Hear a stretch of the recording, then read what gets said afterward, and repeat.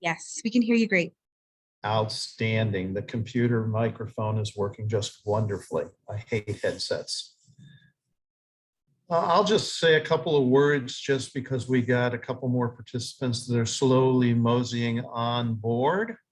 But first of all, you may notice the photograph in front of you. This was on a job site that I'm actually be talking about in Naples, Florida. But you'll notice if you look at the photograph very closely, there's a tremendously obvious safety hazard here on this project. I don't know if you can see my cursor, but there's all these nails stuck up in this board, standing up straight. I just happened to catch that as part of this photograph. I didn't even actually take this photo. But when I do this presentation live, and I do it live, if you'd like, you can contact me and invite me to your firm, and I'll even buy breakfast or lunch. But I usually ask as a prep question, anybody notice anything wrong with this photograph? Let's see. Great. Chat's coming through just fine. So my name is Harry. Some of you may know me, some of you might not. I've been around I was primarily an interiors guy for a long, long time. But I've worked with design professionals, architects, building enclosure folks. I am an active member of IBEC. I am also was a member of the BAC in Atlanta for quite a while. And I have the pleasure and privilege of representing an absolutely wonderful family business based in Scranton, Pennsylvania. The good news is I'm not in Scranton, Pennsylvania. I live on the southeast coast of Florida. So I can be in your office if you ever need me. But I get a couple of shameless plug slides, and that allows a few more people to jump in on the call or on the presentation. But permit me to give you a couple of shameless plug slides for my employer, so that I can make sure that I get paid too. You know how that works. But UGL was founded in 1932 by a gentleman by the name of Gerald Payne. He scraped up $5,000. He bought a sausage mixer and he started making roof coatings. Now, where the company name comes from, Gilsonite was a waste byproduct of the bituminous coal mining industry. Now, remember, we're talking Scranton, Pennsylvania, Northeast Pennsylvania, so that's where bituminous coal came from. And clearly, roof coatings needed fillers. Now, of course, most often they use calcium carbonate or limestone. But today, or back then, Gilsonite was one of the things that they put in there as a filler. Now, what most people know us for is a product that was introduced in 1953, which is a product called Drylock. Drylock is a cold fluid applied waterproofing product that also decorates. I won't talk much about it, but understand that if you do have questions about it, don't hesitate to give me a shout. I will be glad. Okay. Believe it or not, we're also in the wood stain business, both interior and exterior, and that business has been around since 1958. And in 2002, we were rated America's #1 waterproofer for the second time by that great consumer publication. And just last year alone, Builder Magazine recognized us. Drylock is one of the most familiar brand recognized exterior foundation waterproof coatings. Now, these products have morphed into families. The Drylock family is on top. The Czar family of stains is in the middle. And then we make a bunch of accessory products under the UGL brand. We have 3 manufacturing facilities, the closest one being Jackson, Mississippi, but we also do ship all over the world. And just recently, we cut off our shipments to Russia, just so you're aware. So I've now given you the shameless plug slides, so I'm about ready to get started. So those of you who are not present, well, you won't get this. But understand that this is a copyrighted presentation, and it is reproduction, distribution, display, and use of this presentation without our written permission is prohibited. Okay? Now, We are an AIA registered provider. There is our provider number there, and obviously we comply with their standards. Okay, if you don't feel we are complying properly, or if you want to provide a compliment, which I'm sure you will, there is a venue to do that, a toll-free number and an AIA, or pardon me, and a email address. And just so you know that we wrote this, not the AIA, so obviously they don't necessarily construe this approval as an endorsement of any of the material that you're about to get, okay? You will get a certificate of completion, and you will get credit if you have an AIA number. This is a structured online course. It is 1 HSW credit, and I just talked about the completion certificate. So what we're going to talk about is the history of fluid applied masonry, waterproofing, and the changing materials that have come over time. We're going to talk about a lot of time on where these products can be used. Many of them you'll be very familiar with, and some of them you may absolutely not. They might be completely new to you. We're also going to talk about the differences between waterproofing, damp-proofing, and water repellency. They are 3 different applications. They belong in 3 different places. Now, as Ellie said, I'm going to provide you with some quiz questions about halfway through and give you the opportunity to actually get a cup of coffee from Starbucks on me if you answer them, if you're the first one to answer them correctly. We're going to talk about warranties. We're going to talk about the master format section that deals with this. I'm going to provide you with some, what I believe are some guidelines for proper specification techniques and things that I'd like to see included in your specification. Now, here's your objectives. Clearly, we're going to describe the history of waterproofing and how it's evolved. We're going to talk about the typical and lesser known uses for these products. We're going to talk about waterproofing, damp proofing, and water repellency. I'm going to hope to teach you something about waterproofing warranties and how to make the best choices. I'm going to talk a little bit about the master format sections where these are placed and the key criteria that make up a proper waterproofing specification. Now, I know that you guys are probably doing a couple other things right now. You're multitasking, and that's typical what happens in virtual presentations. So if I can get your attention to pay attention to one slide and one slide only, this is the slide, okay? So very simply, waterproofing materials have been around for a long time. There's lots of solutions out there. Some of them, there are old-fashioned ones, have been around for a long time, and some of them are more high-tech that have been around for a short time. Hopefully, I will build the case that there are numerous job-specific needs for cold fluid applied waterproofing. Now, waterproofing, damp proofing, and water repellency, as I mentioned before, are 3 different applications, and they belong in 3 different places. Waterproofing does not have to be complicated. It doesn't have to have all kinds of components. It doesn't have to be expensive to do what it's supposed to do. And yes, ladies and gentlemen, testing and warranties do matter. So usually when I present live, I then ask the group to provide me with a drum roll, because we're about to I'm about to teach you the history of waterproofing. So without a drum roll, I'm going to go straight into the history of waterproofing, and there it is. So very simply, the first signs we have of recorded waterproofing use are about 13,000 years ago.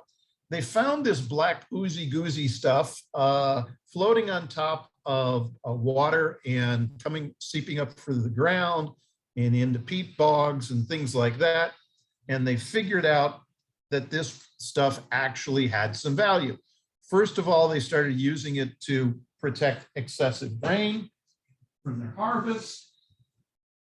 And then second of all, they figured out that if you heat this stuff, you can make it malleable and you can begin to use it as a waterproofing material for primitive watercraft. Now, what we're talking about is pitch or bitumen, obviously. So even the Great Pyramids of Giza, the pharaohs are no different from the owners that you get to deal with on a pretty regular basis. They want what they want. And the pharaohs said, we want our pyramids here, right in the floodplain of the Nile River. Well, you had to find a way to keep them dry, okay? So what the engineers figured out is they took this black cookie stuff They distilled it, and they were able to soak reed fibers in it, put it in the mortar joints of the pyramids, and in turn kept those pyramids dry for all antiquity. Now, again, we've been talking about pitch or bitumen as a low-grade hydrocarbon. It pops up through the Earth's surface. Now, for those of you who are as old as I am, okay, I'm sorry for dating myself, but you probably remember a show called The Beverly Hillbillies. And Jed Clampett was out there shooting for some food, shot into the ground, and all of a sudden, this black gookie stuff started popping up. And he became, of course, a millionaire. And it was oil. It was this stuff. We refine it through heating. About 10% of it is used in roof and foundation waterproofing activities. And then about the balance, most of the balance, 85%, goes to road construction, AKA asphalt. And it was the primary waterproofing material until rubber coatings began in the 1940s.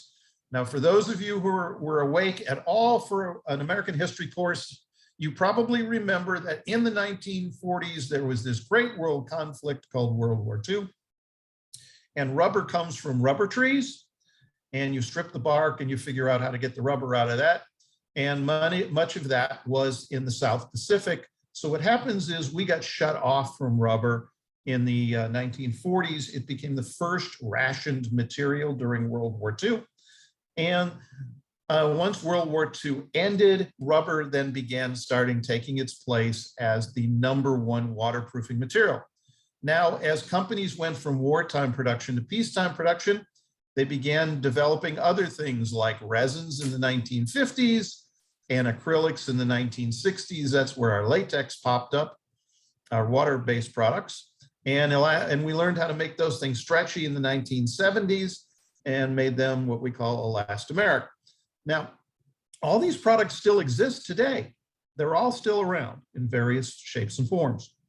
So the key component, the key understanding is which one is the right one for you in the particular circumstance that you need it, okay?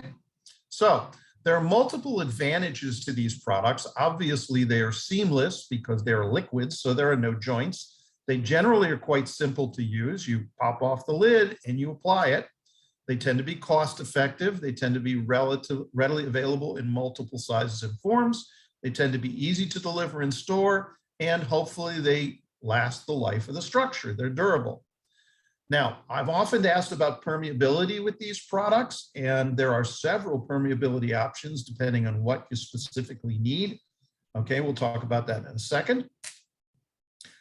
They're glued to the substrate. There's no mechanical fastening. They can, because they're liquids, they flow, and they can flow into complex details. They really don't add much weight to the structure, and they will absorb a little structural movement, expansion and contraction, because they do have a bit of flexibility to them. And clearly, because they are cold applied, there is no open flames on the site. Now, I mentioned vapor permeability. Now, if any of you are familiar with Joe Stevebrook, and many of you are, he came up with what we call the 4 classes of vapor permeability. And we talk about he talks about vapor retarders, et cetera. And it is class 1, class 2, class 3, class 4. Class 1 is, think polyfilm. It's less than 1 perm, 0.1 perm, excuse me. A vapor semi-permeable is 0.1 to 1 perm. Class 3 vapor semi-permeable is 1 to 10, and 10 and above is your class 4. So you think about class 4 products as being very permeable paint materials. The good news is there are waterproofing products that will pretty much fit every permeability classification depending on what it is that you're trying to reach. Now, just as there are upsides, there are clearly downsides to these products. And probably the biggest downside is it is applied by human beings. So therefore, there's a high variability in the application thickness and consistency of what you're going to get. Secondly, since you're sticking it to something, you have to make sure that what you're sticking to is properly prepared and cured. And especially in the case of water-based products, they tend to be weather dependent in many cases. So no rain, no snow, and And some of these products have min-max temperature ranges that you have to fall within to use them. The good news is we can address these concerns within the product specifications and manage it through actively monitoring the project. Okay? So let me, I'm not going to ask you to answer this question because it tends to be pretty obvious, but I ask it in live formats, and that is, what percentage of building litigation is attributable to water intrusion? The answer is 80%. And it's very simply the phone call you don't want to get. And that is, you designed this wonderful building for me and it leaks like a sieve, and the next phone call will be from my attorney. All right. So we know that this is critical stuff. And clearly those of you who are involved in the remediation processes of problems definitely know that water intrusion is the #1 problem in construction, especially down here where we got lots of water. So let's talk about waterproofing and damp-proofing. Well, what's the difference? Well, I'm going to tell you that waterproofing is really designed to be a long-term solution to keep out both moisture, that being water vapor, and liquid water, where very simply damp-proofing is more of a soil moisture type of treatment. Secondly, this is one of the key components of waterproofing. When somebody says, define what a waterproofer is, it is clearly a product that is designed to resist the passage of water under hydrostatic pressure, whereas damp-proofing does not. Waterproofing tends to be polymer modified products that block liquid water and small cracks, and damp-proofers tend to be tar or unmodified asphalts that just cover the surface and cover the capillaries in the concrete. And last but not least, waterproofers tend to have a cured coating thickness exceeding 10 mils, and damp-proofers tend to be less than 10 mils. So let's dig a little deeper into this. Okay, I threw a term out there, hydrostatic pressure. That's the pressure that water exerts in every direction. It's 0.43 psi for every foot of water. And obviously, as the feet of water increase or decrease, so will the hydrostatic pressure that is placed on your structure. Now, I mentioned capillaries. Well, obviously, we're dealing in most cases with either block or concrete. Okay, in the case of concrete, when the water dries out, something is left behind, and that's an opening. And these little openings and pores and capillaries are going to stay open until we seal them, because they become the path of least resistance for moistures. Okay, and just as liquid goes up in a straw in that little experiment you did back in elementary school, capillary action works really well with block too, as you can see in the photograph, because very simply it'll literally wick right up the wall, and you've probably seen that in multiple occasions. Now, on the left-hand side, you see what I would typically call damp-proofing. The groundwater level is significantly lower than what you're covering, so you really don't have any hydrostatic pressure. And on the right side of the photograph, you can see now you've got a higher groundwater level. You've actually waterproofed both, in this case, this foundation, your slab and your wall. And then you have the capillary draw above that, and then you have your soil moisture above that. So clearly you can understand the difference between the two materials. Now, what about waterproofing and water repellency? What's the difference? Well, we've already defined waterproofing as that long-term exposure to water. Water repellency is more of a shorter-term solution to occasional exposure to moisture. Waterproofing tends to be part of the structure, where water repellents tend to be more topical treatments, and waterproofing, we hope, will last the life of the structure, where water repellents tend to be more limited in lifespan and recommended to be reapplied at various intervals depending on the materials that you're using, the environment you're placing in. Let's see who's got a question. Will this recording? Okay, that's a LE question. Okay, waterproofing tends to come in noticeable colors. That doesn't mean you can't get clear waterproofing. I haven't. Okay, but it tends to come in noticeable colors, whereas water repellents tend to be clear or toned, so the natural material behind it shows through. All right. So now we've got some of the terminology knocked out, and everybody's on the same page. So if I asked you all what would be the most logical place you would tend to use waterproofing materials, My guess is the first and most popular answer would be foundations. Okay, and there are three ways to do foundations. All right. All right. One is called positive side waterproofing. Obviously, you're placing it on the exterior side of the structure where it comes in direct contact with the hydrostatic pressure. Okay, and it blocks the hydrostatic pressure and the water on the exterior of the structure. And now this is more of a dam proofing slide. I apologize, it's representative, but I mean, it's the best one I had.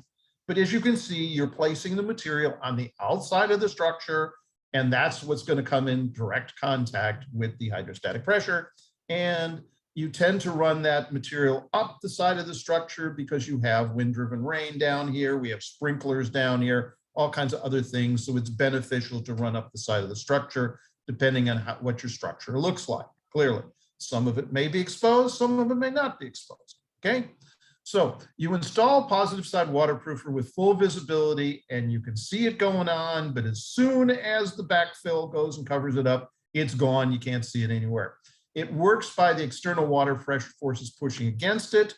Obviously, once it's covered up, you can't inspect it anymore. And the only way you can make a repair on a positive side waterproofing application is either excavate it or do some sort of interior retrofit or what we call a negative side waterproofing application. And this is the second way. What we've done is we've flipped that waterproofing material to the inside of the structure. It is no longer now in direct contact with the hydrostatic pressure, but it's blocking the hydrostatic pressure now once it's working its way through the structure of the substrate. Okay? And this is what it looks like. Obviously, it's visible all the time. It's visible when it goes on, it's visible after it goes on, okay? And clearly you're installing it with full visibility. You can apply it anytime after the substrate material is cured. Even I can do it. It's literally a kind of a roller or spray type of thing. It's very cost effective. And it can be that last resort when a positive side or the other type of waterproofing, a blind side application, are not possible or they have failed. Big disadvantage, you're not waterproofing the substrate. You're not protecting the substrate material from anything that you could get into it. That being freeze-thaw cycling, which we don't have that issue, or corrosive soil materials, okay? Now, just to give you some ideas of what this looks like, this happens to be a project I was involved in Atlanta called the Buckhead Village Lofts. Some of you are familiar with Atlanta and Buckhead.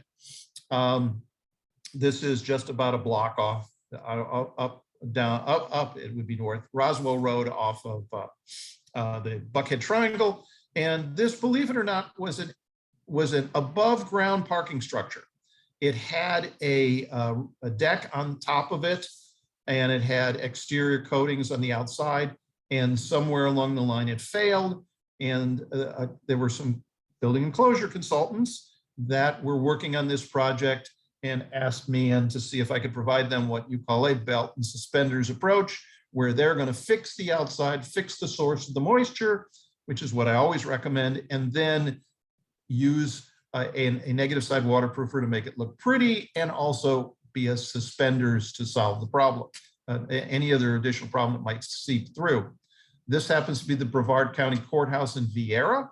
It's about a 2007 building, very typical for Florida, blocked with a brick face, okay? And they were having all kinds of water intrusion issues. They had gaps between, of course, the block and the brick.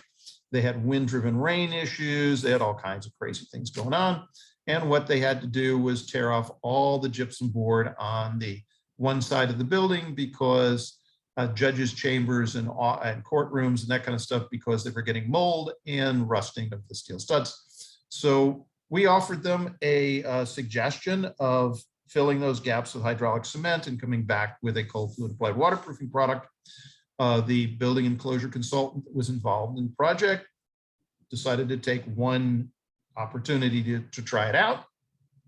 You see, this is the outcome of that. You see on the bottom, you see the steel studs are kind of peeled back, and they coated it with the cold fluid applied waterproofing product, and then came up and water tested it, and it worked out just fine. And the good news is that The county government was able to do this all internally with their own people because, again, applying hydraulic cement and cold fluid applied waterproofing is not a difficult thing to do. Okay, so I said there was a third kind of way to do this, and this is blindside waterproofing. Now, blindside waterproofing is waterproofing that's put in place when you can't get to the outside of the structure. That is, this big blue block on the left-hand side of this slide is another building. Okay, you still have the water pressure coming from the outside, but you got another building next door. Okay, that's what this kind of looks like. All right, and the waterproofing is put in place as the building is constructed, you know, and very simply, this is really the only way to do it if you can't excavate outside the foundation wall. Okay, and clearly the big disadvantages are once it's in place for good, and if there's any repair that has to be made, well, clearly you have to do it through some sort of injection system, negative side waterproofing application, etc. So that's the world of foundations. Now, hopefully now I can begin to expand your brain a little bit and think of other things that you might want to do with cold fluid applied waterproofing products. And the one that's most important, one that comes to mind for me most often is you're not keeping water out of a structure, you're now keeping water into a structure. And pools, ponds, lagoons, water features, etc. Okay, now I did make my reference to the Beverly Hillbillies before, so those of you who relate to that one, remember that there were a niece and nephew. It was Jethro and Ellie Mae, and they used to play in the cement pond in the backyard. Well, this is a cement pond. It is a block pool with a cement parging to it that you then add a cold fluid applied waterproofing material to. These are very common, these pools, ponds, these fountains, this kind of stuff. And clearly, your owners of the buildings and businesses that you deal with like to have these because it adds a little something to the neighborhood. This is a project we worked on in Las Vegas. Again, here's a situation where we're keeping water in a structure versus outside of a structure. Okay, and some of you probably know this one. Since you're in that general area, this is the Epperson Crystal Lagoon in Wesley Chapel, which we are also part of. And it has a vinyl liner, of course, but there are exposed areas of concrete, and they use cold fluid applied waterproofing materials, ours obviously, to handle that. It is a 7.5 acre recreational lagoon. It is now 4 years old. And this is the photograph of the original coat. It just so happens that we just recoated some areas within the last couple weeks. That lagoon gets lots and lots of traffic, and it was time to do a little touch up. I'm not going to worry about that. Okay, so another place where you might want to worry about using cold fluid applied waterproofing is a thing called wet flood proofing. Wet flood proofing is the opposite of dry flood proofing. And dry flood proofing is a reaction to water that is rising, okay, in one way or another. Either you build a building that keeps the water out and builds a flood-proof environment, or you react to it and you in essence, start stacking sandbags, okay, to keep the water out. Wet flood proofing is an active design intent to allow water to flow in and out of the structure. It is part of the National Flood Insurance Program. It is allowed in that. There are certain materials that you can use in wet flood proofing activities, and the National Flood Insurance Program requires that if you have a building that is wet flood proofed, that it can be restored to its original condition with it at minimal cost. Okay, so this is a FEMA slide, but this kind of gives you an idea of what wet flood proofing is. You're basically allowing the water to go in, and you created a structure that is below flood elevation. That's what BFE is. Okay, you always wondered what BFE was. Very simply, you coat this with a cold fluid applied waterproofing product, because when the water goes in and when the water goes out, through a flood opening, which has been properly flashed with an AMA 714 flashing material, liquid, which we'll talk about in a second. Okay, that whatever dirt, debris, whatever it is that's collected onto that material can be then easily removed with pressure washing and brought back to its original condition. Oftentimes we see this in breakaway walls where you build a structure and you, base flood elevation. Sorry, you're right, but it's still BFE. But very simply, you do a first floor structure and you try to create a parking structure there and you cover those openings with a breakaway wall. And what happens is eventually the water gets high enough so you get a wave crest, it knocks over that wall, it floods that first floor parking structure, first floor of that building, and does not damage the weight-bearing structure of that building. Now, this happens to be a project you probably are not familiar with, but it's the MUSC Children's Hospital in Charleston, South Carolina. But if any of you are familiar with Charleston, it floods all the time. This building is 11 feet above sea level. And if you look down on the first floor, you can see that it is wide open because it's constructed so that the flood waters will automatically go in, and it's fully coated with cold fluid applied waterproofing products. Okay, and then when the flood waters recede, these are flood doors, as you can tell. When the flood waters recede, you can easily clean the material and return it back to its original condition. Okay, a lot of other things that you've probably thought about, may or may not, but waterproofing activities, but obviously planters, we're talking about now positive side waterproofing to keep the moisture in something, but it's in direct contact with soil. So we just won't want that water to leak out. Balconies and terraces you run across all the time. And there's lots of manufacturers out there with all kinds of cold fluid solutions, okay, for balconies and terraces. Tunnels, what you see on the left-hand side is just a shell. Okay, it's a concrete shell. It's a low-tech tunnel. Okay, you're talking about putting a negative side waterproofer on the inside, okay, because the outside's just nothing but dirt. And in a high-tech tunnel, like on the right-hand side, you use a lot of drainage fabrics or geotextile fabrics or things like that to get the water out. But I always recommend that belt and suspenders approach where you put another layer of cold fluid applied waterproofing on the inside. Those strange structures that you just don't know what to do because you have a conditioned space and in conjunction or in direct contact with an unconditioned space, like a parking structure where you have retail or residential or something on the other side, and you want to stop the vapor drive between that one and the other. Well, clearly a cold fluid applied waterproofing product can do this. And there's lots and lots of places within a structure where you could use these materials. Retaining walls. Okay. In some case, you can call this a negative side waterproofer. In some case, you call it a positive side waterproofer, but very simply, waterproofer just the same.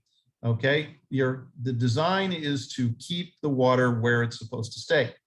This is a project that I worked on earlier this year called Ocean One in Juno Beach. They built these really big retaining walls, and we provide them with a cold fluid applied waterproofing product to keep the water in.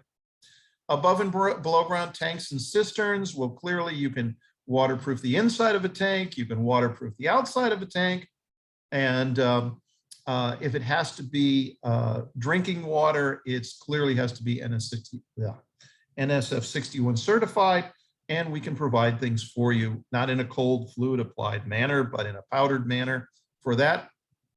And these are very popular to coat these things. You know, down in the islands, we sell a lot of material for people for cisterns where they save that water and use it for a variety of other uses. This is a phone call I get all the time. Elevator pits. What do I do about my leaky elevator pit? Well, somewhere along the line, either waterproofing wasn't installed correctly on the outside, or wasn't installed at all on the outside, and the moisture's getting in. Well, a cold fluid applied waterproofing on the negative side is a nice, quick, easy fix for an elevator pit. Now, this is what I mentioned before: window and door openings. Building code requires that you provide a flashing material on masonry window and door openings. This could be done in two methods. One, you can use a peel and stick, which falls under the auspices of AMA 711, or you can use a cold fluid applied waterproofing product under the auspices of AMA 714. This happens to be a photograph of the AC hotel that was built about a year or so ago, just outside of Atlanta Airport. I happen to be flying in and out, and I noticed this, and I took a nice picture of it because it really does say, okay, well, here's what they're doing. They're waterproofing these masonry openings based on what the building code requires. This is a snippet from the building code. Self-adhered membranes used as flashing have to comply with AMA 711, and where fluid applied, comply with AMA 714. Masonry cavity wall construction, you probably hear about this quite a bit if you're doing this type of construction. Clearly, the exterior white of brick is really nothing more than a rain screen with the moisture somehow getting in through it. And if you have you basically have a damp-proof course on the inside, and you're trying to put some sort of material in there to stop the moisture and weep it out, well, cold fluid applied waterproofing is another good solution for that particular use. Now, this is something you may be familiar with and you may not, but it's very popular down in the Naples, Fort Myers area, and down in the, down in the Miami and West Palm area, and that's called masonry building dry-ins. Very simply, what happens is, in the summer, we get these violent rainstorms just about every single day. These buildings are built with poured floors, columns, and they use masonry infill. Well, what happens? The water comes straight through that masonry infill and floods the inside of the floor.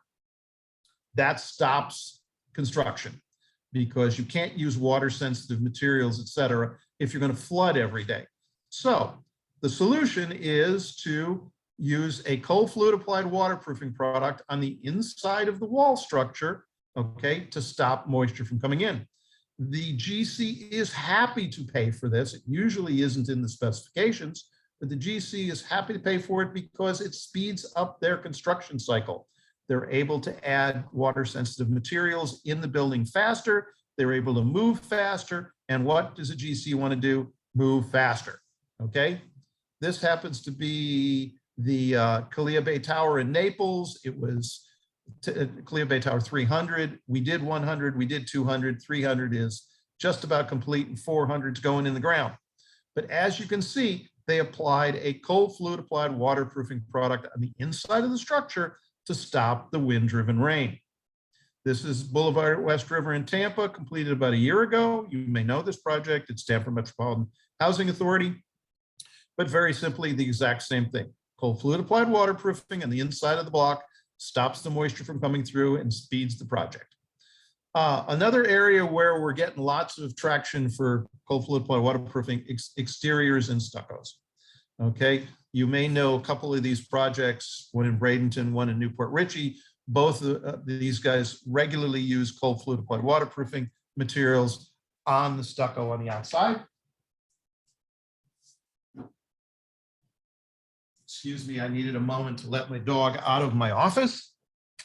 And it's real simple. You can, what you're doing is, instead of adding paint to the exterior, you're adding a waterproof barrier coat to the exterior. I've done, some of you may have been in a presentation that I've done in the past for barrier coat systems using cold fluid applied waterproofing or sealed face barrier systems.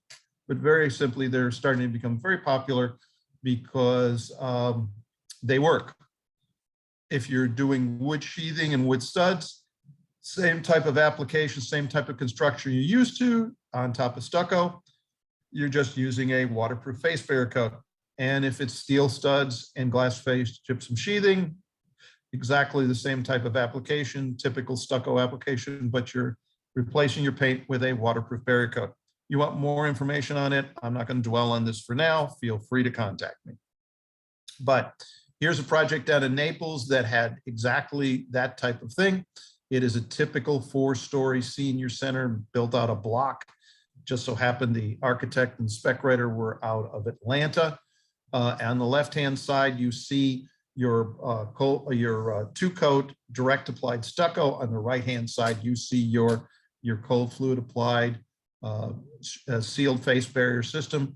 Just so happens that this project, and you probably are familiar with this storm, Hurricane Irma in 2017 was deciding which side of the state to go up. It ended up going up on the west side and turning right at Naples with 120 mile an hour gusts, 120 mile an hour winds, 142 mile an hour gusts. And it just so happens this building had been completed and is waiting for its CO. It got a direct hit, and fortunately not one drop of water got into the project. And of course the architect was ecstatic. So now that I've rambled on for about 35 minutes or so, it's time for us to play a little game I call waterproofing, cold fluid applied waterproofing truths or myths. What I'm going to do is I'm going to ask you all some questions. And the answer is either truth or myth. And to get you to participate on each of these questions, the first person who correctly answers them, I will take. And we're going to use the chat feature to do it. The first person who correctly says if it's a truth or a myth, I will send you a $5 Starbucks gift card to have a cup of coffee on me. So let's jump into the first question. I'm going to go in the chat for 1 second, and I'm going to type in Q1 for question number 1. Okay. And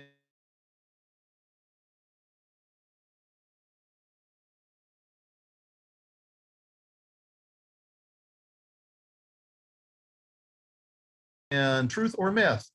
Work, truth or myth? Truth or myth? Waterproofing has to be asphaltic or rubberized to work. Uh-oh, we got some myths right up here. It has to be truth or, well, I'll take you, Phil, because you said false, but next time it's got to be truth or myth. Okay? Mr. Wegman, you are the first winner.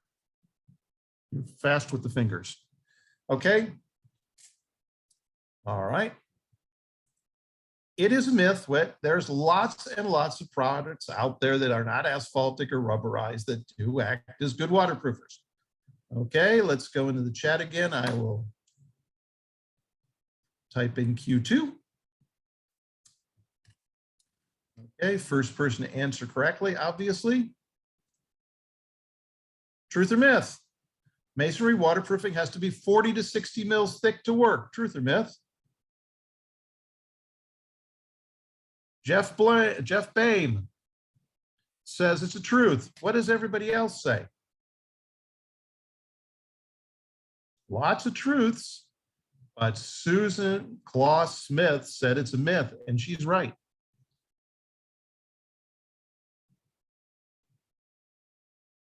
It does not have to be 40 to 60 mils thick to work. It can be as little as 10 mils and still do exactly what it's supposed to do. Right, see, there you go. Okay, truth, let's go into the chat. Let me get another Q3 in there. Okay, Q3, question 3. Masonry waterproofing has to have multiple layers of components to be effective. Truth or myth?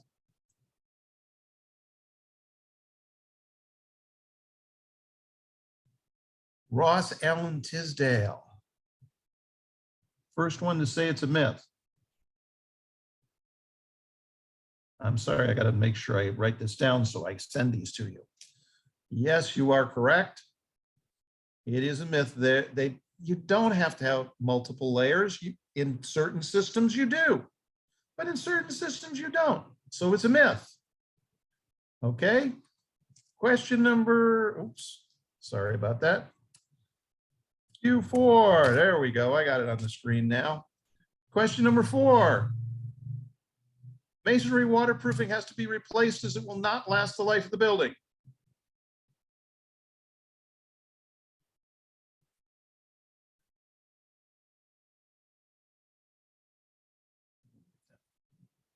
Okay.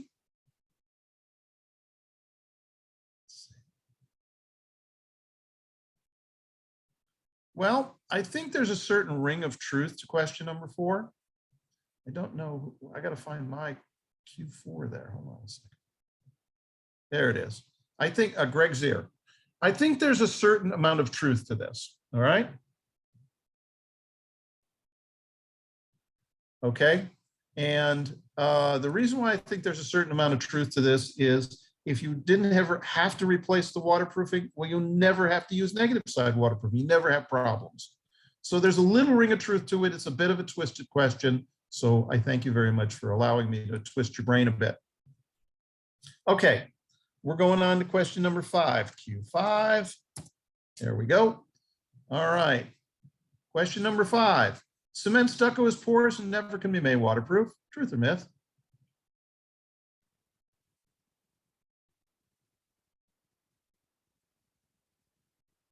Jeff Boehm again. It can be made waterproof. There are materials to do it. Okie dokie. It is a myth. All right. Q6.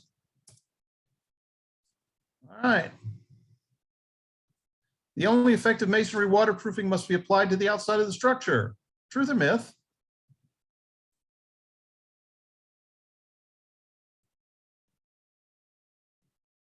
Mr. Bitterly.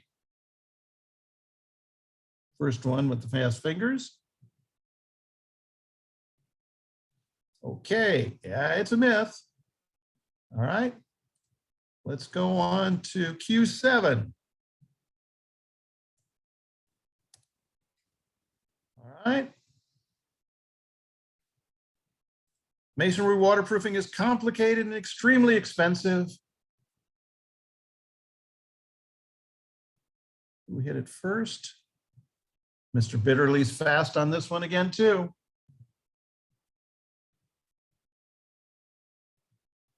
It is a myth. It does not necessarily have to be complicated or expensive. Okay, Q up here, Q7. Truth or myth? Any masonry contractor is a qualified waterproofing contractor. Truth or myth? You're supposed to be chuckling right now.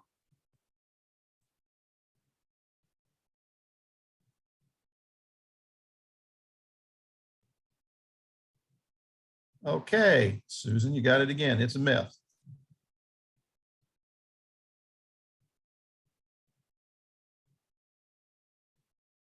All right.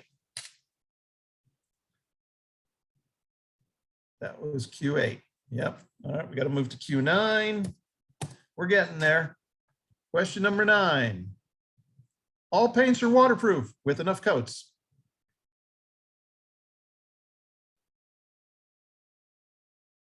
I'm sorry, Mr. Vertino, that's not true. You can't make a permeable material waterproof. I don't care how much paint you throw on it. Thank you, Susan. You're correct. Okay, it is a myth. And then I'll get Q10 queued up. Okay, last but not least, damp proofing is most always cheaper than waterproofing. Truth or myth?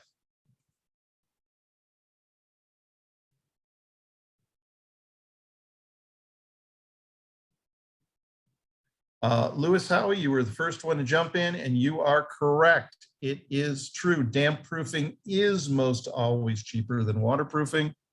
And I thank you all very much for participating. And I hope those of you who did type fastest enjoy your coffee on me. Feel free to invite me anytime, of course.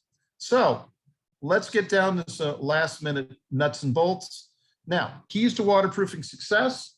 Now, you guys are really nice to me all the time, and you come to visit me at trade shows. And then the first thing you do is you drag me to the edge of the booth and you say, hey, Harry, I got a problem with my own house.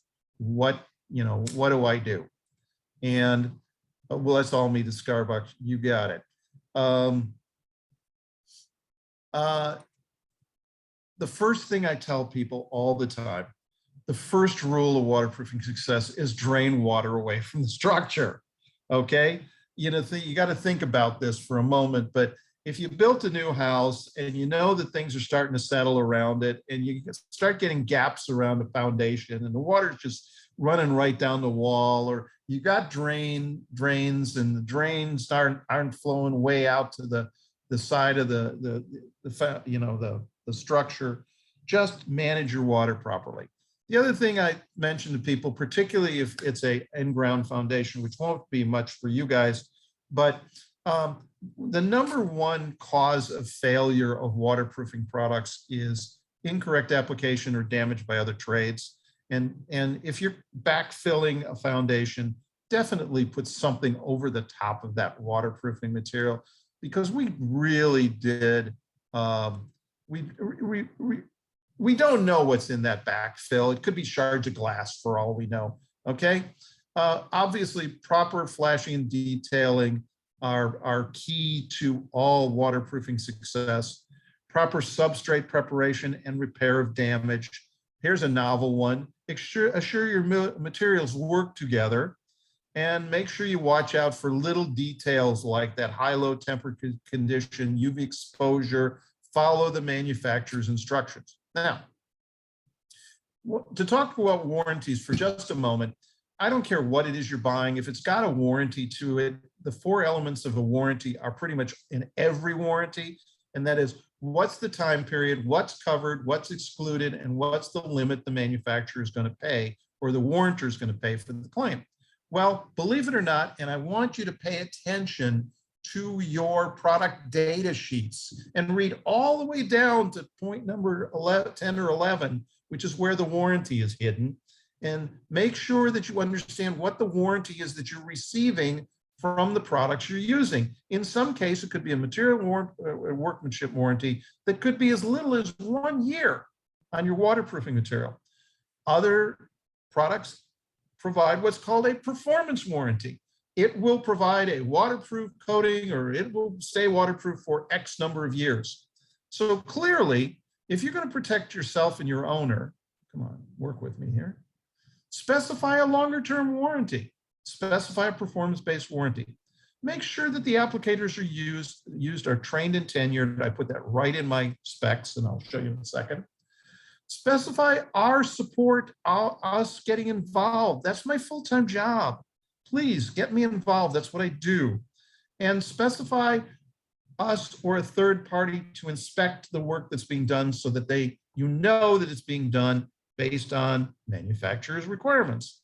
Now, waterproofing products appear in all kinds of master format sections. I've only been talking about one really small one, which is 07-1400, which is fluid applied. And I've only been talking really within that 07-1416, which is cold fluid applied.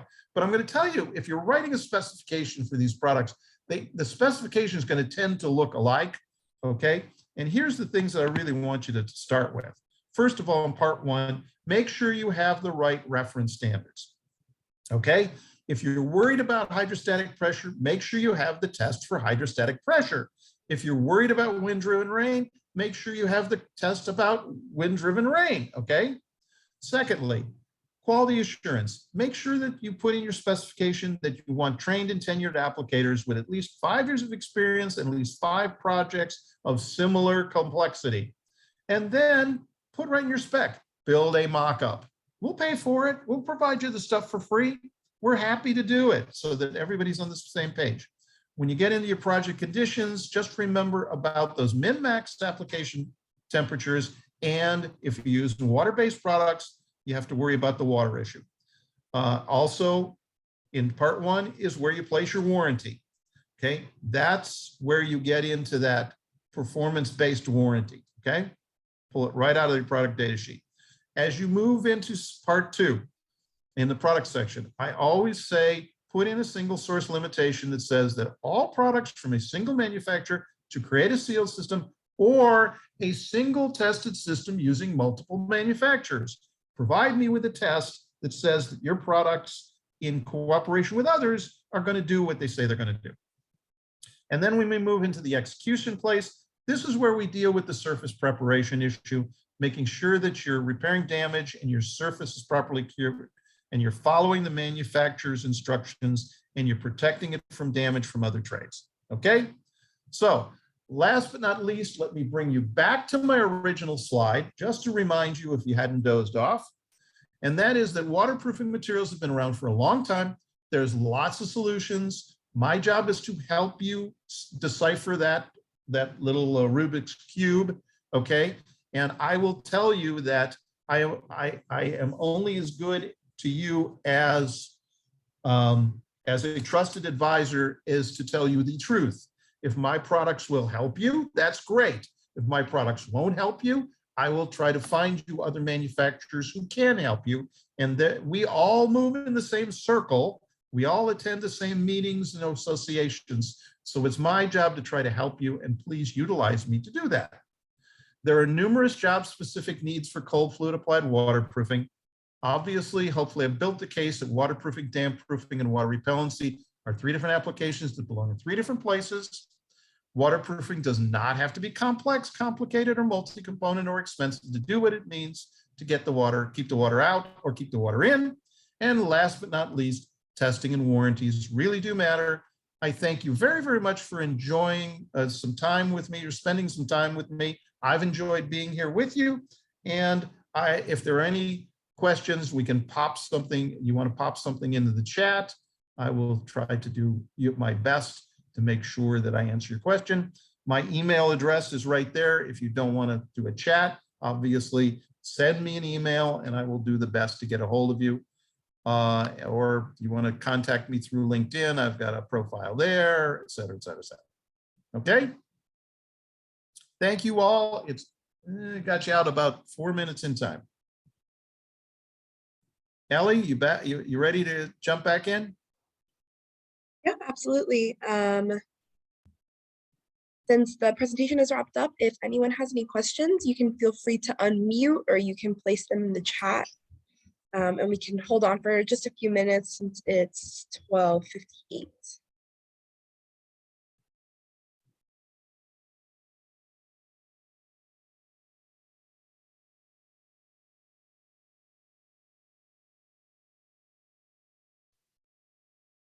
This was great. Thank you so much for taking the time to prepare the presentation and deliver it to us. I enjoyed it. Thank you. I've got lots of people in chat thanking me very much. And as again, I go back, I let you all know that I do present often. You may be able to run into me somewhere. I will be glad to present to firms.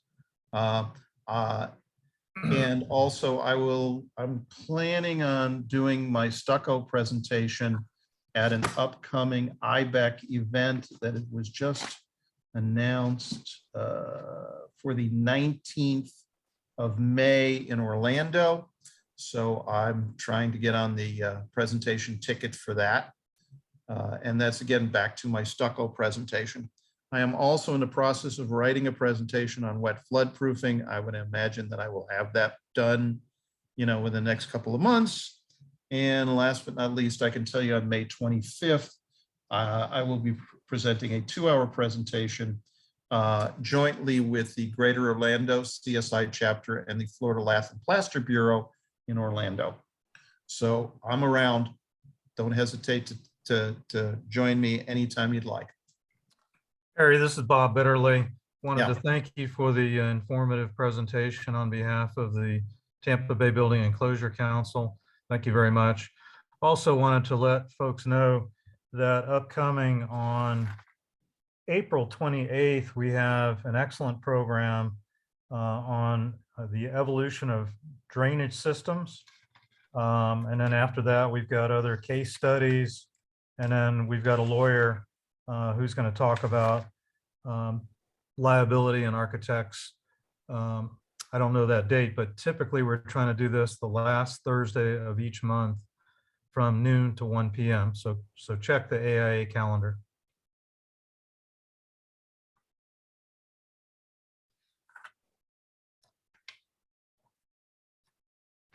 All right, well, if there are no questions for Harry, thank you so much everyone for coming out, and a big thanks to Harry for this wonderful presentation. The link to the recording will be provided in the follow-up email along with the attendance list, so make sure you take a look at that and double check that your name is on there so that you receive credit. And I hope to see you all at our next lunchtime CEU presentation. Have a great day, everybody. Thank you, Ellie.